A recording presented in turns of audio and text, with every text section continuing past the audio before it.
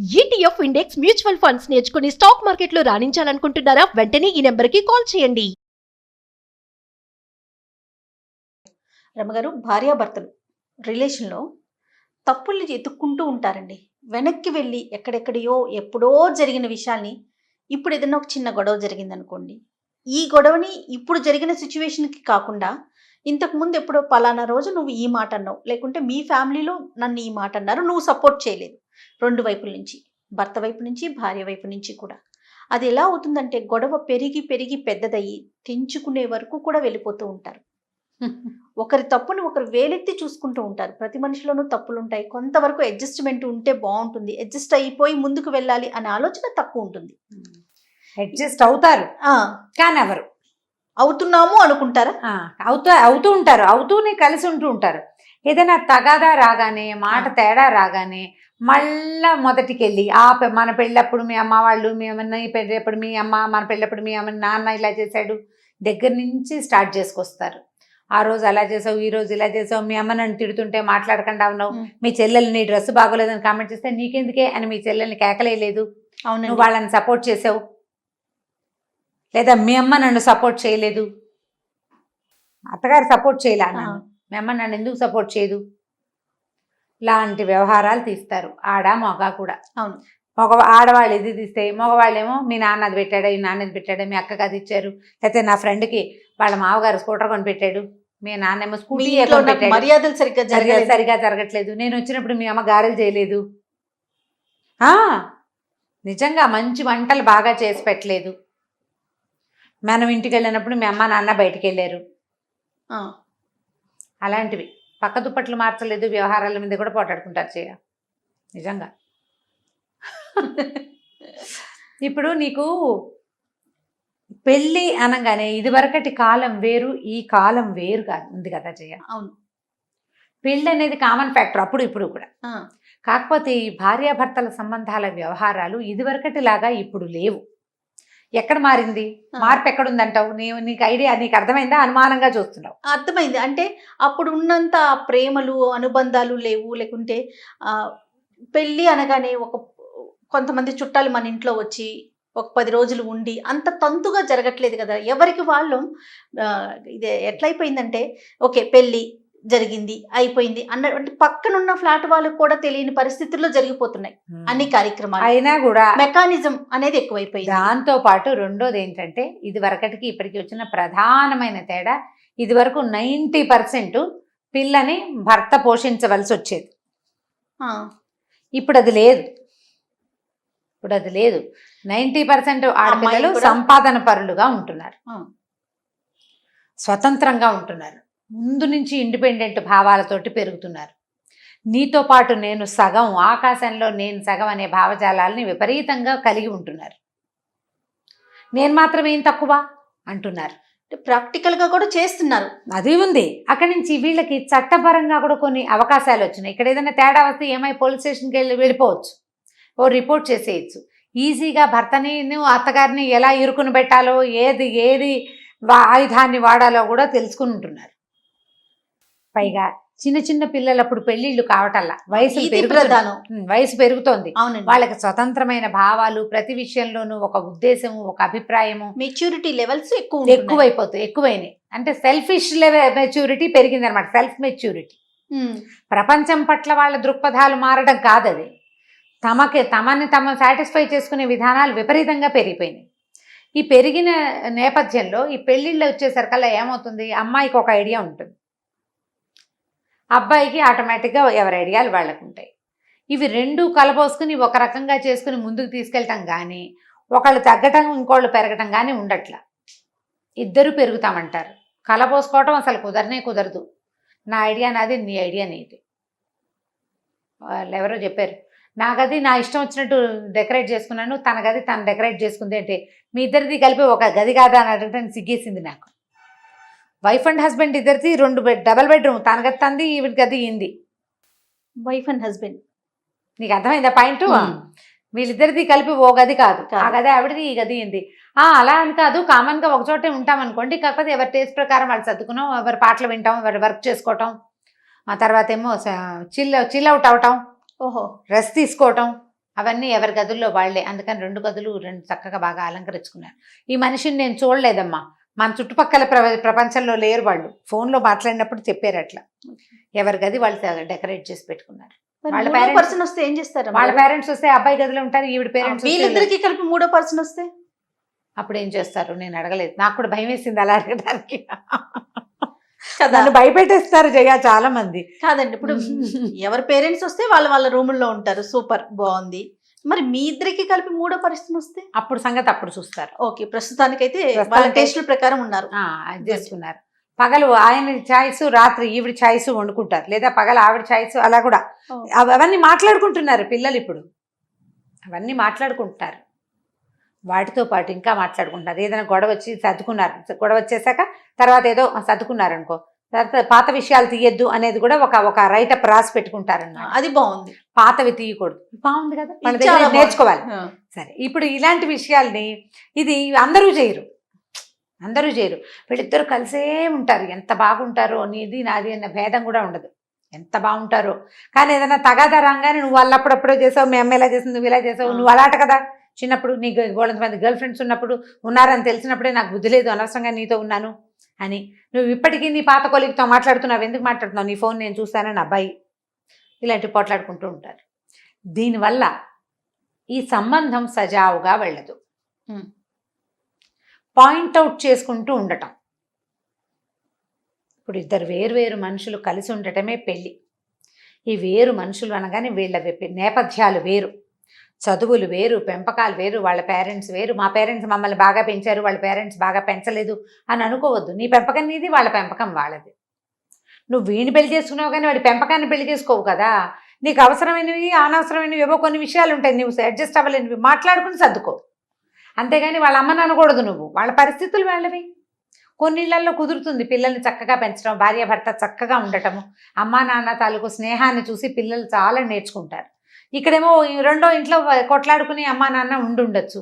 ఇక్కడ పరిస్థితులు బాగోలేదు, వాళ్ళ కాంజుగల్ లైఫ్ సరైంది కాదు, పిల్లల్ని బాగా పెంచలేకపోయారు, వాళ్ళ ఇంట్లో పెద్దాళ్ళు ఉన్నారు, ఉంటే ఓ పరిస్థితి, లేకపోతే ఇంకో పరిస్థితి. పెంపకాలు వేరే ఉంటాయి. ఇప్పుడు మనమిద్దరం కలిసి ఒక చోట చేరినప్పుడు మనలో మనం ఎలా అడ్జస్ట్ అవ్వాలి. వాళ్ళ అమ్మని వాళ్ళ నాన్నని అనకూడదమ్మా. ఈ అనడానికి ప్రతి వాళ్ళ దగ్గర ఏదో ఒక లోపాలు లేని మనుషులు ఉండరు. పరమాద్భుతంగా అనిపించే మీ అమ్మ నాన్న చాలా మందికి నచ్చకపోవచ్చు, నీకు సూపర్ వాళ్ళు అంతే. నీకు మీ అమ్మ నాన్న హీరోస్, హీరోయిన్లు అలాగే ఉంటుంది. మిగిలిన వాళ్ళకి వీళ్ళు ఓవరాక్షను, వాళ్ళ పేరెంట్స్ని పట్టించుకోండి, ఎప్పుడు పిల్లలతోటే పడి ఉన్నారనో ఏవో ఉంటాయి, నెగిటివ్గా మాట లేకుండా ఉండదు. అవును, మా వాళ్ళు మీ అమ్మ నాన్న నీకు ఎలా సూపర్ హీరోలుగా ఉంటారో అతనికి కూడా అంతే. ఇంత సూపర్ కాకపోతే ఎంతో కొంత వాళ్ళు ఇలాగే కనీ పెంచారు కదా పాపం. ఎవరికి వాళ్ళు గొప్ప కదండి. గొప్ప అయినా కాకపోయినా వాళ్ళకి ఓన్ థింగ్ అది, అంతే. వాళ్ళ సొంత అమ్మా నాన్న. నువ్వు ఒక హీరోయిన్ దొరికావని అమ్మా నాన్నని వదిలిపెట్టేమంటే వాడు అవతారం కాదు కదా, ఆకాశం నుంచి పడిపోలా. అవును, తల్లి నుంచి వచ్చిన వాళ్ళే కదా. కాబట్టి అప్పుడు మగవాళ్ళు కూడా అంతే. ఇప్పుడు ఇది ఆడపిల్లల్ని అనకూడదు, 90% మగపిల్లలు అత్తారి నుంచి డబ్బులు రావాలి కానీ ఈ పిల్ల వాళ్ళ ఇంటికి వెళ్ళకూడదు, వాళ్ళు వీళ్ళ ఇంటికి రాకూడదు. మీ అమ్మ నాన్నతో మాట్లాడడానికి మా అమ్మకి నచ్చదు కాబట్టి మీ అమ్మ నాన్నతో మాట్లాడకూడదు అనేవాళ్ళు నాదు. ఒక పాయ పట్టుకుంటే ఎన్ని వెంట్రుకలు ఉంటాయి అంతమంది ఉంటారు. ఏంటి రమ్మగారు, భార్యాభర్తల మధ్య ఉన్న గొడవలకి భార్య తాలూకు ఎవరైనా చనిపోతే కూడా వెళ్ళని అల్లుళ్ళు ఎంత మందో, అలానే కోడళ్ళకి మరి బహుశా అది సాధ్యం కాకపోవచ్చు. వాళ్ళకి కొంత ఉంది, వాళ్ళకి చేస్తారు కానీ ఎక్కువ కాదు, కొంత పరిమితి ఉంటుంది. కానీ మగవారైతే ఎంత మంది ఉంటారో, ఎంత దౌష్ట్యమో. కనీసం మనిషి చనిపోయినా కూడా మీరు వెళ్ళలేనంత, అంత పగలా, అంత బాగా. మళ్ళీ ఈ అమ్మాయి ఉండాలి, వీళ్ళు సజావుగానే వెళ్తూ ఉంటారు. అంటే నా వైఫ్కి నేను అన్యాయం చేయను.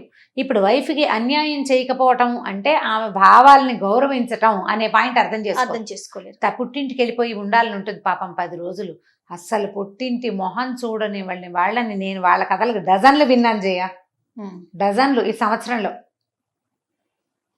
లాస్ట్ అక్టోబర్ నుంచి ఇప్పటిదాకా ఇలాంటి కొన్ని టాపిక్స్ చేస్తా ఉంటారు అమ్మగారు. కింద కామెంట్స్ నేను చూస్తున్నాను, ఇప్పటికీ ఇలా ఉన్నారా, మీరే రేస్ చేస్తున్నారు, లేనిపోయి క్రియేట్ చేస్తున్నారు అన్నట్లుగా కొన్ని కామెంట్స్ ఒకళ్ళు పెడతారు, ఒకరో ఇద్దరు. వాళ్ళకి తెలియదు, ప్రపంచం తెలియదని అర్థం వాళ్ళకి. మీరు ఇప్పుడు ఒక మోటివేషనల్ స్పీకర్ గా ఉన్నారు, మీరు ఎంతో మంది మీకు పర్సనల్ గా కాల్ చేసి వాళ్ళ సమస్యను చెప్పుకొని సొల్యూషన్ తీసుకుంటున్నారు మీ దగ్గర నుంచి. మీరు ఎన్ని విన్నారు ఇలాంటి ఇష్యూలు? అవును, కదండి, నేను ఎక్కువ ప్రత్యక్షంగా వింటున్నారు కదా ఇంకా మీరు. అదే నేను చెప్తాను కదా, నేను ఈ కాస్త టైంలోనే నేను వారానికి ఒక్క ఫోన్ కాల్కే ఆ, ఇన్ని కేసులు వింటుంటే నేను చూడండి. అసలు ఎక్కువగా మోటివేషనల్ స్పీకర్స్ చాలా మంది ఫ్యామిలీ కౌన్సిలర్ అయితే అవును. వందల్లో వింటారు. ప్రొఫెషనల్ గా ఉన్న వాళ్ళైతే ఇంకా అసలు వందలు చెప్పక్కర్లేదు. నేనే డజన్లలో విన్నాను. చూడండి. పుట్టింళ్ళకి వెళ్ళనివ్వరు, అక్క చెల్లెళ్ళతోటి మాట్లాడనివ్వరు, పాత ఫ్రెండ్స్ని కలవకూడదు, ఆ, అలాంటి వాళ్ళు ఉన్నారు. అది ఉంది, అది లేదంటానికి వీల్లేదు. అక్కడి నుంచి పెళ్లిళ్ళు చేసుకునేటప్పుడు ఏదో ప్లాన్డ్గా పెళ్లి చేసుకోవటం. అంటే ఎట్లా అండి? ఉద్యోగస్తురాలైన అమ్మాయి కావాలి, ఆ, ఆ ఉద్యోగం ఉన్న అమ్మాయిని చూసి పెళ్లి చేసుకోవటం అంతే. ఇక అమ్మాయి ఉద్యోగం మాంటారు, ఎటువంటి పరిస్థితుల్లో వాళ్ళు సపోర్ట్ చేయరు, ఈ పిల్ల ఉద్యోగం మానకూడదు, వాళ్ళు సపోర్ట్ చేయరు. ఎన్ని హింసలు పడతారో జయ ఇలాగా కుటుంబాల్లో.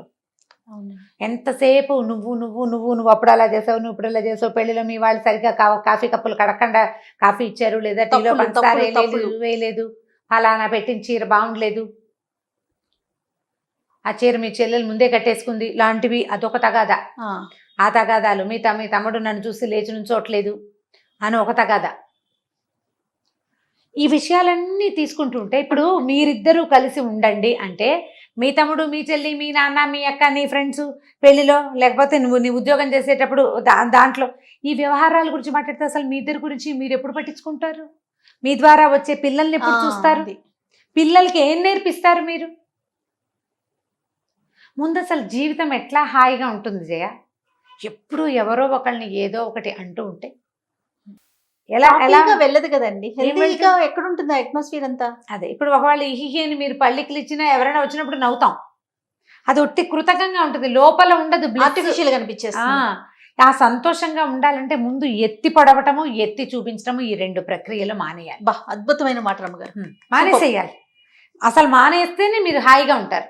లోపల ఒక ఉద్రేకం ఉంటుంది, మండిపోతూ ఉంటుంది, అనేయాలనిపించేస్తుంది. అవును, దీనికి ఒక మెథడ్ చెప్తాం, చెప్పండి. పాతదే. మీకు అనాలనిపించిన వాటిని రాయండి. ఓకే. ప్రతి ఇంట్లోనూ 2 స్క్రిబ్లింగ్ ప్యాడ్లు ఉండాలి, భార్యకోటి భర్తకోటి. ఓకే. నీకు తిట్టాలనిపించేస్తుంది, రాసి పారే, ఆ, తర్వాత రాసిందాన్ని పారే, చింపి. అంతే. ఈజీగా ఉంటుందమ్మా. సంబంధాలని బాగుపరచుకోండి. మనకేంటంటే జీవితాలు బహు చిన్నవైపోయినాయి. ఈ రోజున రేపేమిటో అస్సలు తెలియని ఒక అనిశ్చితిలో ఉన్నాం మనం. అస్సలు తెలియదు అందరం. మనకి. మన అమ్మ నాన్న ఏమవుతారో తెలియదు, మన పిల్లలు ఏమవుతారో తెలియదు, అది ఇంకా క్వశ్చన్ మార్క్. మనం ఏమవుతామో తెలియదు. ఈ కలిసి ఉన్న బాంధవ్యాన్ని, భగవంతుడు ఏర్పరిచిన బంధానికి విలువ ఇవ్వండి. ఒక్క చిన్న జర్క్ తోటి అప్సైడ్ డౌన్ అయిపోతుంది జీవితం. అంతే కదండి. ఆ లోపల హాయిగా ఉండండి, ఆ జర్క్ తీసుకోవాల్సే వస్తుంది. మీరు కలిసికట్టుగా ఉంటే జర్క్ని ఈజీగా తీసుకోగలుగుతారు. అక్కడ ఏదైనా కష్టం వస్తే కలిసి అనుభవిస్తారు. కలిసి ఉంటే సుఖం కానీ దుఃఖం కానీ అనుభవించడం సులువు. సుఖం భార్యాభర్త కలిసి ఉండేటప్పుడు ఉండే సుఖాల సంగతి చెప్పక్కర్లా మనం. దుఃఖం వాళ్ళకొచ్చినా వీళ్ళకొచ్చినా ఇద్దరు కలిసి ఉంటే ఒకళ్ళకొకళ్ళు తోడుంటారు. పిల్లలకి ఏదైనా వస్తే మీ ఇద్దరు కలిసి, నువ్వు ఒకళ్ళనొకళ్ళు ఎత్తి పొడుచుకుంటుంటే చంటి బిడ్డని కాసుకునేది ఎవరు? నీ వల్లే వచ్చింది, నువ్వు బయటికి వెళ్ళి తెచ్చావు అని అనద్దు.